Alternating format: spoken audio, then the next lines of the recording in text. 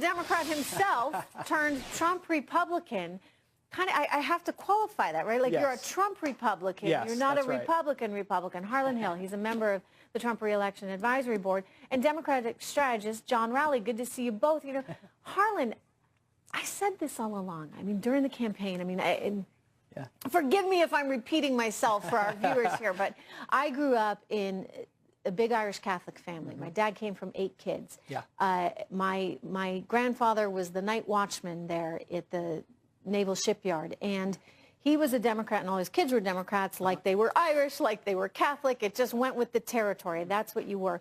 But these were really hardworking folks, and in many ways remind me of some of these voters in Pennsylvania. And I think that those voters in Pennsylvania have felt deserted by the Republican Party. Along comes Donald Trump.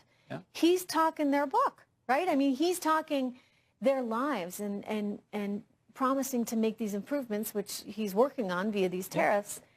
But the Republicans aren't buying it. I mean, you look at the traditional Republicans right now, and they're out there trying to, you know, block these tariffs. So it's this really weird myriad of, you know, party and positions. And Donald Trump doesn't necessarily represent anything other than what he thinks is right. So where does this leave the Republicans in 18, and what does Pennsylvania tell us?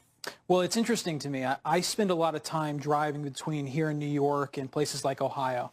And I'll go through Pennsylvania and I'll see what the policies of the establishment of both parties did to Ohio and Pennsylvania and Michigan. They have gutted them. And so there's been a wholesale rejection of both establishments within the Democratic Party and the Republican Party. And we've seen that manifest in the election of President Donald Trump, but we've also seen that manifest in the support of people like Bernie Sanders. People want real solutions. The time for talk is over. And so the reason that this candidate in Pennsylvania is trying to align himself, this Democratic candidate is trying to align himself with President Trump, is because his consultants can read polling. And people are overwhelmingly happy with the performance of President Donald Trump's first 2 years in office. And it's, you know, and his constituents are much more in line with the president than they are with Nancy Pelosi and coastal elites. So, and this isn't going to change. The Republican Party, it's not going to change, but so does the Republican Party need to come to grips with this and maybe start trying to take some advice from the president as opposed to fighting themselves? President Trump executed a hostile takeover of the Republican Party. It's been 2 to 3 years since this process began. Get on board, you know, get on board or go create another party. But here's the problem, though, right? John Rowley, I mean, they're getting money. A lot of these Republicans are getting money from big corporations and maybe from the Koch brothers. And it makes it kind of hard because, you know, your donors are saying, we want you to be against these tariffs. But they know that the voters are saying, no, we kind of like these. We want someone to protect us. So how does it all shake out here? Well, there's a civil war going on in the Republican Party, and I'm not sure my good friend Harlan, I'm not sure what I think he's changed his position on marijuana legalization because he's smoking something. If he thinks Connor Lamb is totally going toward the Trump message. He's kind of carved out an independent brand, and I think what's fascinating about this race is this is a district that's going to disappear in a few months, and the Republicans are still spending $10 million on a district that is a 20-point Republican district. So no matter what happens, and I think the Democrats going to eke out a win. If the Democrat wins, the Democrats win this exchange. If he loses, they win because the Republicans have sunk so much money in what ought to be a layup seat for them. Here's the thing, though. No, Harlan, I think Donald Trump won because he was Donald Trump. He had this charisma. He had, in a way, to reach out to people that really was non-traditional, and people welcomed that. It was for a certain moment in time.